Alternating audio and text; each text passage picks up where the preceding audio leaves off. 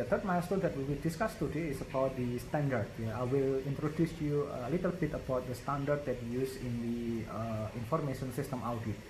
The common standard that used in the information audit is COBIT, Control Objective for Information and Related Technologies. Actually, we will discuss more focus on deep in here in another session, but I will give you some introduction. So maybe if you're interested, you can search in the internet about it before.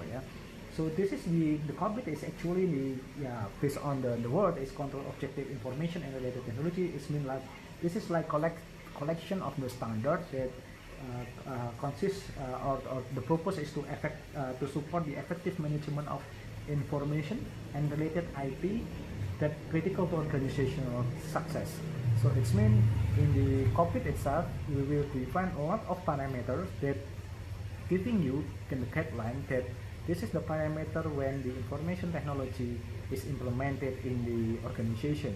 We should fulfill this parameter. If we have all this parameter, COBIT will give you some assurance that your implementation will be comply with the standard.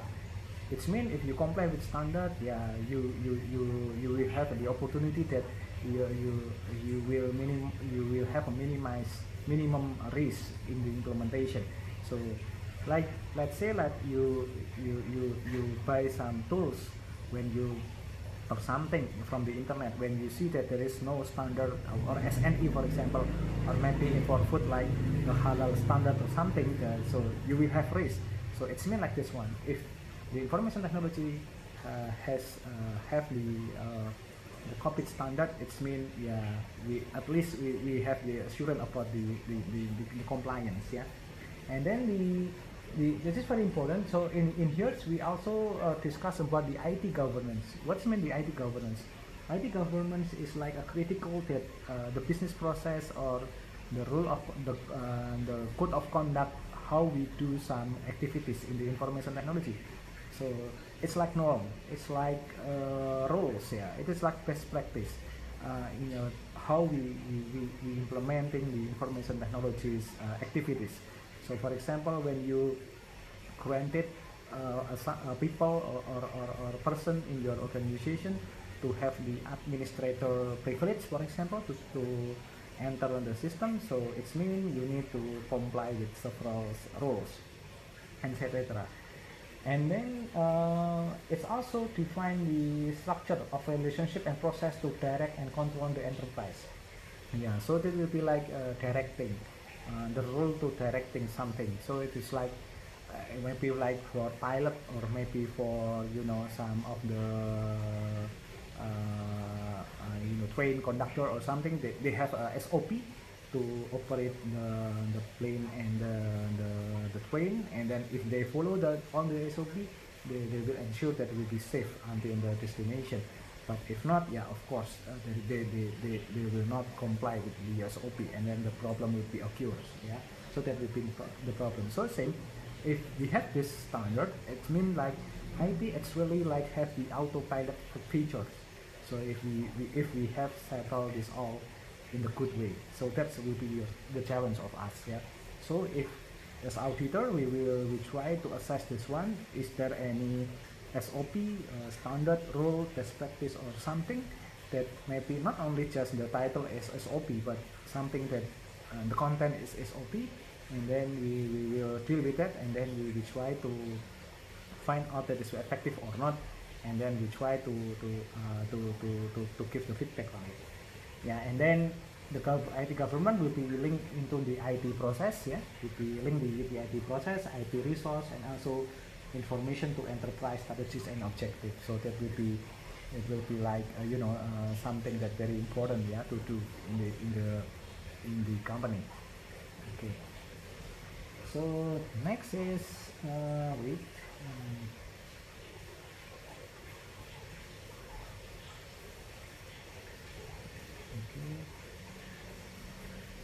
Next is the COBIT itself have a 4 domain. This is about the planning and organization, acquisition and implementation, delivery, support and monitoring. So it's mean like in the cockpit we divide into 4 big domain on the for the IT governance or IT implementation in the organization. Yeah, in the another way that we want to say that if you want to have a successful IT implementation in your organization, you need to have at least four guidelines. The first is how we do some planning and organization to ensure that IT has appropriate works on the organization. Acquisition and implementation, how we acquire and implement the information technology into the company, and then how we deliver and support the service, and then the rest is in the monitoring. So not only just build and implement or deploy, and then yeah, we let the user exercise and do something with them, but we also need to monitor each day by day and in every operation step. So that will be the challenge of us in the IT audit. So that will be our challenge as auditor. It's not very simple or instant works, but also it's very complicated, because we not only just about the planning organization, but yeah, you know, planning and then the monitoring. So it will be very complicated and very long way to go. So that's why in the information system audit work normally will be have at least yeah, 1 month period for doing the assessment, but normally at least like 3 months, so 4 months. So you can calculate if we need 3 or 4 months, it means we only have opportunity for one of the auditor only have tackle about 3 or 4 company in years. So but you know the demand is maybe a lot of them. Yeah, so that between the challenge. Yeah. So we also have the issue about the IT risk assessment. So it means I think the IT audit will be more deal with this, yeah, about the IT risk assessment. Yeah, because all the aspect, all the component that we're using for the IT implementation, by default we will have the risk. Yeah. So later we will discuss about the issue, the type of the risk. Yeah, we have the inherent risk, we have the embedded risk, we have the cognitive risk, and so on. So it's mean we need to have this one to assess the IT risk assessment, which means that examine business from management perspective. So we need to have the perspective of management about the IT that support the business. So it means more have a lot of risk or not, and etc.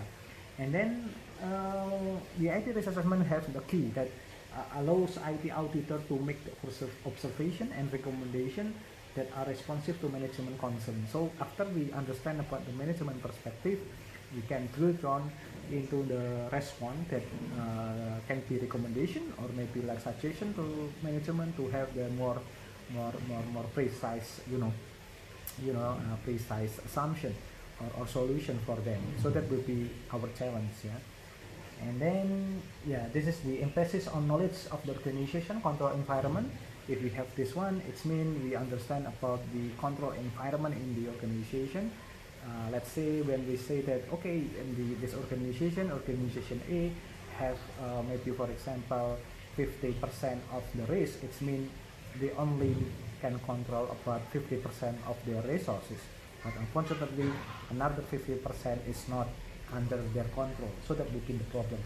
And then to enhance that one, we need to focus on effectiveness of combination of control instead of individual control. So that will be the challenge, yeah. And then strong linkage between risk assessment and audit testing decision. So that will be our issue too. And yeah, this is the okay. I will stop in here too. So the milestone is actually when we have the IT governance or IT standards for implementing the information technology or information system in organization, we also have the IT risk assessment. That means we need to assess. So every implementation will need the IT risk assessment. So that will be the entry point of for IT for us, like for IT auditor to enter the zone and then to help the organization to maximize the value of IT implementation, but in the same time we will minimize the IT risk. So that will be our goals actually. But you need to think that the IT implementation need governance, which means consists of standard, guideline, and procedure, and every guideline procedure should be comply with the industrial standard, and also very and controllable by the organization. If the organization is controllable, so it will be more easy for organization to achieve their goal. So yeah, it's just like play football, I think. If all the player play with the rule that manager say, consistent with their position, consistent and disciplined in when they play the ball, and then focus to target the goal in the goals in the another teams, and then endurance in all the time of the play, yeah, they will have a good milestone on the play.